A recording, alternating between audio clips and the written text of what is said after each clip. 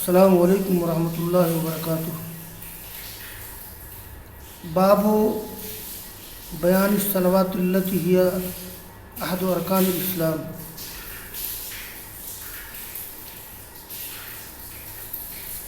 عزیز طلبہ،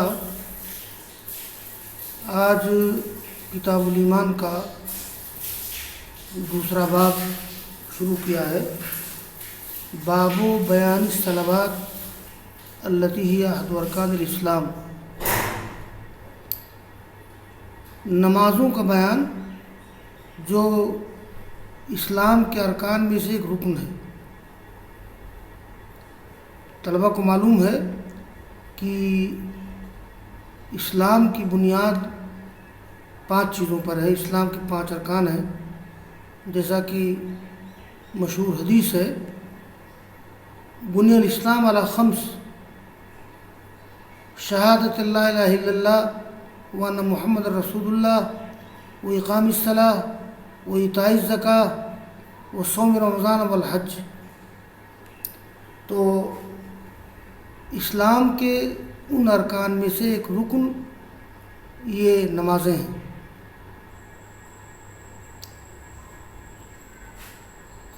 قال الامام مسلم رحمہ اللہ حدثنا قتيبة بن سعيد بن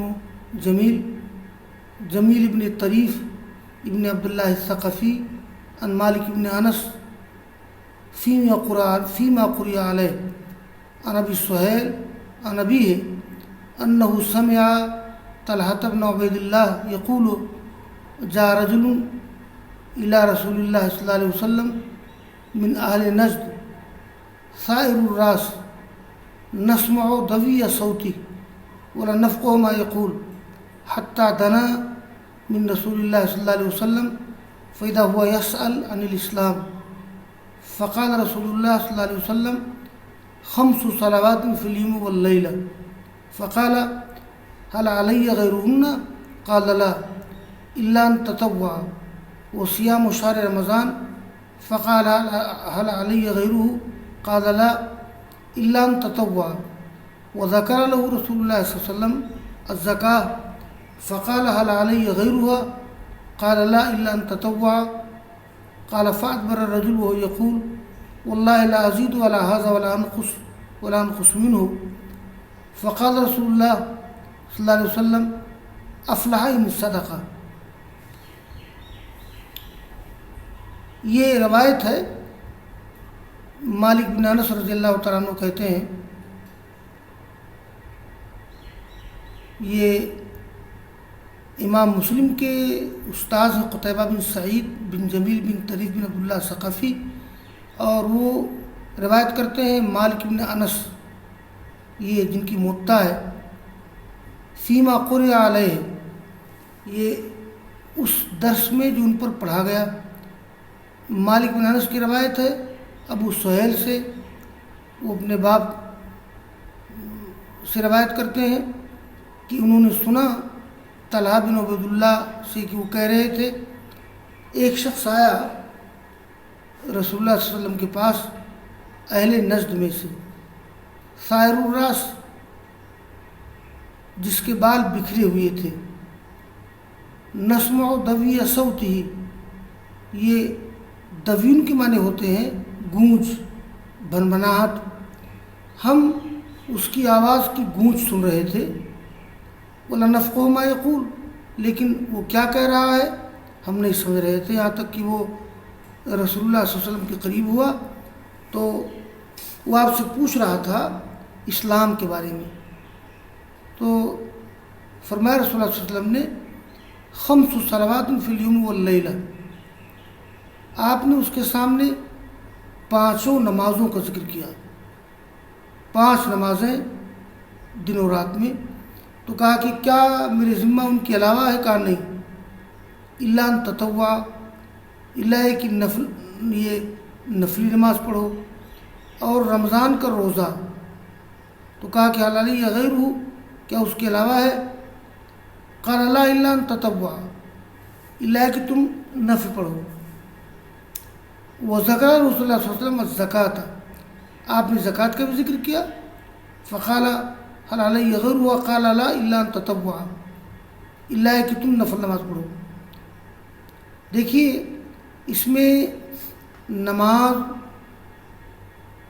روزہ، زکوٰۃ کا ذکر تو ہے لیکن حج کا تذکرہ نہیں ہے۔ ابھی میں بتاتا ہوں اس کی وجہ۔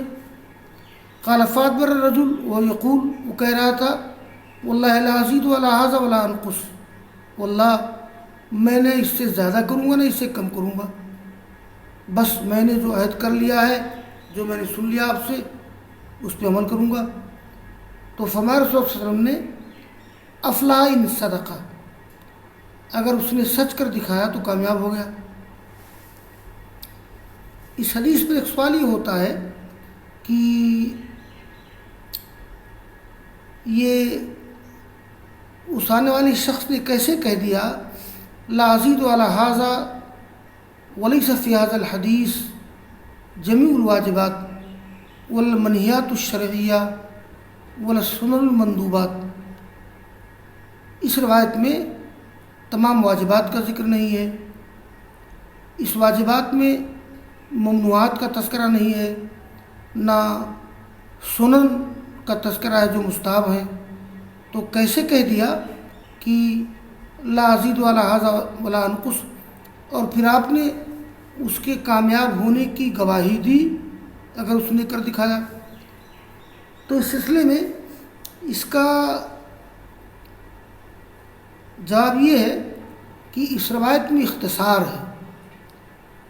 یہی روایت جہاں جامع صحیح بخاری میں ہے، تو قد جاء فی روایت البخاری فی آخر ھذا الحدیث قال فاخبروا رسول اللہ صلی اللہ علیہ وسلم بشرائع الاسلام فادبر الرجل ويقول واللہ لا ازید ولا انقص مما فرض اللہ علیہ شیئا۔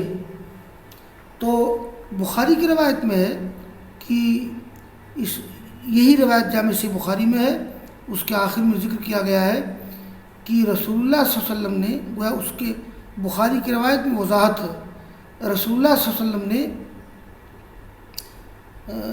اس کو اسلام کے احکام کی خبر دی۔ فاخبرہ رسول اللہ صلی اللہ علیہ وسلم بشرائع الاسلام، یعنی نماز، روزہ، زکوٰۃ کے ساتھ ساتھ آپ نے اس کو دین کے دوسرے احکام کی بھی خبر دی۔ اب وہ آدمی جانے لگا تو آپ نے کہا کہ واللہ لا ازید، اس نے کہا واللہ لا ازید ولا انقص مما فرض اللہ تعالیٰ علیہ۔ تو جامع صحیح بخاری کی روایت کی روشنی میں کوئی اعتراض نہیں ہوتا ہے۔ اصل میں یہ احادیث کا معاملہ یہ ہے، بعض احادیث مختصر ہوتی ہیں، بعض احادیث مطول ہوتی ہیں، تو مفصل و مطول احادیث میں مختصر احادیث کی وضاحت ہوتی ہے، تو اس لیے کوئی اعتراض کی بات نہیں ہے۔ ایک بات اور طلبہ کو معلوم ہونا چاہیے، دیکھیے اس روایت میں حج کا تذکرہ نہیں ہے، اسی طرح سے جو حدیث جبرائیل گزری ہے اس میں بھی حج کا تذکرہ نہیں ہے۔ بعض روایات جو اس قسم کی ہیں اس میں صوم کا تذکرہ نہیں ہے، بعض روایات میں زکوٰۃ کا تذکرہ نہیں ہے، بعض روایات میں صلہ رحمی کا ذکر ہے، بعض روایات میں ادائے خمس کا ذکر ہے، اور بعض روایات میں ایمان کا تذکرہ نہیں ہے۔ تو یہ احادیث میں تفاوت کیوں ہے؟ ایمان کی خصلتوں کے شمار کرنے میں جو کمی زیادتی ہے، اس بات اور نفی کے اعتبار سے ایسا کیوں ہے؟ تو یہ بات طلبہ کو معلوم ہونا چاہیے۔ قاضی عیاض رحمہ اللہ نے اس کا جواب یہ دیا ہے کہ اصل میں قاضی عیاض لکھتے ہیں، جس کی تلخیص کی ہے شیخ ابو عمر ابن صلاح نے، انہوں نے کہا کہ لیس ھذا باختلاف صادر من رسول اللہ صلی اللہ علیہ وسلم بل هو من تفاوت الرواة في الحفظ والضبط فمنهم من قصر فاقتصر على ما حفظه فأداه ولم يتعرض لما زاده غير بنفي ولا إثبات، وإن كان اقتصاره على ذلك يشعر بأنه الكل فقد بان بما أتى به غيره من الثقات أن ذلك ليس بالكل، وأن اقتصاره عليه كان لقصور حفظه عن تمامه. یہ علامہ ابن صلاح نے یہ ذکر کیا ہے کہ یہ جو روایات ہیں کہ کسی روایت میں فلاں کا ذکر ہے، کسی کی روایت میں فلاں کا ذکر ہے، کسی کی روایت میں زکوٰۃ صوم کا ذکر نہیں، اگر اس سلسلے کی روایت کو اکٹھا کیا جائے تو بڑا تفاوت لگے گا. تو یہ تفاوت یہ رسول اللہ صلی اللہ علیہ وسلم سے صادر نہیں ہے. آپ کے بیان کرنے میں کوئی تفاوت نہیں ہے، بلکہ اس تفاوت و اختلاط کا تعلق یہ راویوں کے حفظ و ضبط سے ہے. اصل میں روات و رجال، حدیث کے روات و رجال کا معاملہ یہ ہے کہ وہ اپنے شیخ سے جب روایت سنتے تھے اور جتنا یاد رہتا تھا تو اتنا وہ بیان کر دیا کرتے تھے. تو یہ تفاوت یہ راویوں کا تفاوت ہے حفظ و اتقان میں. ان میں سے بعض نے اختصار کیا اور اپنے جو یاد کیا اس پر اکتفا کیا اور اسی طرح سے بیان کر دیا، اور دوسرے لوگوں نے جو اضافہ کیا اس کو نہیں چھیڑا، نہ نفی کے ساتھ نہ اس بات کے ساتھ. تو اگرچہ ایک راوی کا اختصار کرنا اپنی یادداشت پر یہ بظاہر معلوم ہوتا ہے کہ وہی کل ہے، لیکن جب دوسرے نے اس کو بیان کر دیا ہے ثقہ راویوں نے تو کہا جائے گا کہ وہ کل نہیں ہے. مطلب یہ ہے کہ ایک راوی نے اپنے حفظ و ضبط کی بنیاد پر اپنے شیخ سے جو سنا اس کو بیان کر دیا. اب اگر انہی روایات میں دوسرے ثقہ راویوں نے کچھ اضافہ کر کے بیان کیا ہے تو زیادت الثقۃ مقبول ہے، ثقہ راوی کی زیادتی مقبول ہے. اور جن روایات میں یہ اثباتاً یا نفیاً راوی نے کچھ نہیں کہا ہے، بس جتنا یاد تھا اتنا بیان کر دیا ہے، تو یہ ہے اصل صورتحال جس کا تذکرہ قاضی ایاز نے یہ علامہ ابن صلاح کے حوالے سے ذکر کیا ہے.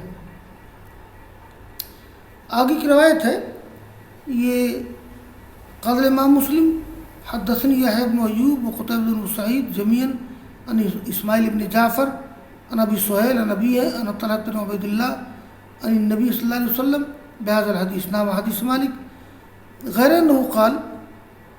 اس میں وہی روایت ہے اس سند سے، تھوڑا اس میں اضافہ ہے. آپ نے فرمایا افلح و ابیہ ان صدقہ، یا دخل الجنہ و ابیہ ان صدقہ. آپ نے فرمایا کہ کامیاب ہوا اس کے باپ کی قسم اگر اس نے سچ کر دکھایا، یا جنت میں داخل ہوا اس کے باپ کی قسم اگر اس نے سچ کر دکھایا. اس روایت میں ایک چیز ہے قابل غور کہ آپ نے اس آنے والے شخص کے باپ کی قسم کھائی ہے. افلاح و ابیہ ان صدقہ، یعنی کامیاب ہوا اس کے باپ کی قسم. تو اصل معاملہ یہ ہے، جبکہ طلبہ کو معلوم ہونا چاہیے کہ من کان حالفا باللہ فلیحلف باللہ، اور روایت میں آتا ہے من حلف بغیر اللہ فقط اشرک، یا جیسے اللہ کے رسول کی حدیث ہے ان اللہ ینہاکم ان تحلفوا بآبائکم، اللہ تم کو روکتا ہے کہ تم اپنے باپ کی قسم کھاؤ. یہاں رسول اللہ صلی اللہ علیہ وسلم نے کیوں اس آنے والے شخص کی باپ کی قسم کھائی ہے؟ تو یہاں اس کا جواب یہ ہے کہ جرا ھذا علی عادۃ العرب بدون قصد الحلف. اس کا دو جواب ہے. ایک تو یہ کہ عربوں کی عادت کے مطابق بغیر قصد یمین کے آپ کی زبان پر وہ جملہ آ گیا افلا و ابیہ، یعنی گویا عربوں کی عادت تھی اس انداز سے قسم کھانے کی، لیکن اس کا مقصد قسم نہیں ہوتا تھا، اس کو یمین لغو کہتے ہیں. اور دوسرا جواب یہ ہے کہ او کان ھذا قبل تحریم الحلف بغیر اللہ، یعنی غیر اللہ کی قسم کھانے کی حرمت سے پہلے کا واقعہ ہو. اس لیے کہ بہت سی چیزیں ایک کے بعد دیگرے تدریجی طور پہ حرام ہوئی ہیں تو غیر اللہ کی قسم کھانے کی حرمت سے پہلے کا واقعہ ہو تو افلا وابی ان صدقہ جو آپ نے فرمایا ہے تو وہ اس کو 2 جواب ہے. ایک تو یہ ہے کہ جرا حاضہ العادت العرب بدون قصد الحلف. دوسرا جواب اوکان حاضہ قبل تحریم الحلف بغیر اللہ. تو یہ ہے افلا وابی ان صدقہ. یہاں طلبہ ایک بات جان لیں کہ اصل میں قسم کی 3 قسمیں ہیں. ایک ہے یمین لغو، بغیر ارادے قسم کے جملے قسم زبان پر آ جانا، اس کو یمین لغو کہتے ہیں. اس پر آدمی گنہگار نہیں ہوتا ہے، جیسا کہ یہاں آپ کی زبان پر یہ جملہ جاری ہو گیا. دوسری قسم ہے یمین غموس، یعنی جان بوجھ کر جھوٹ بولنا. جیسے کوئی شخص کہے کہ واللہ یہ سامان میں نے اتنے میں لیا ہے، جھوٹ بول رہا ہے ماں تجارت کرنے کے لیے، بیچنے کے لیے.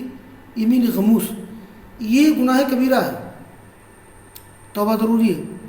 اور تیسری قسم ہے یمین منعقدہ، یعنی وہ قسم جو منعقد ہو جائے. یمین منعقدہ یہ ہے جیسے آدمی یہ قسم کھائے کہ واللہ میں یہ کام ضرور کروں گا، واللہ میں یہ کام ضرور کروں گا، یا واللہ یہ کام میں نہیں کروں گا. تو اب اگر کسی آدمی نے جس چیز کی قسم کھائی ہے اگر وہ کام اچھا ہے تو اس کو کر لینا چاہیے اور قسم کا کفارہ دینا پڑے گا، قسم کا کفارہ دینا پڑے گا. تو یمین منعقدہ کی قسم کا کفارہ دینا پڑے گا. اس کا تذکرہ قرآن کریم میں سورہ نساء میں یا کسی جگہ ہے، میں طلبہ کو وہ آیت نوٹ کرا دوں گا. اور اس کا کفارہ ہے 10 مسکین کا کھانا کھلانا، یا ایک غلام آزاد کرنا، یا 3 دن کا روزہ رکھنا. اس کا ذکر قرآن کریم میں سورہ نساء میں کہیں کیا گیا ہے. تو بہرحال قسم کی 3 قسمیں ہیں، یمین لغو، یمین غموس، یمین منعقدہ. یمین منعقدہ پر کیا کفارہ ہے میں انشاءاللہ قرآن کی آیت کی روشنی میں کسی دن طلبہ کو بتا دوں گا. وآخر دعوانا ان الحمد للہ رب العالمین.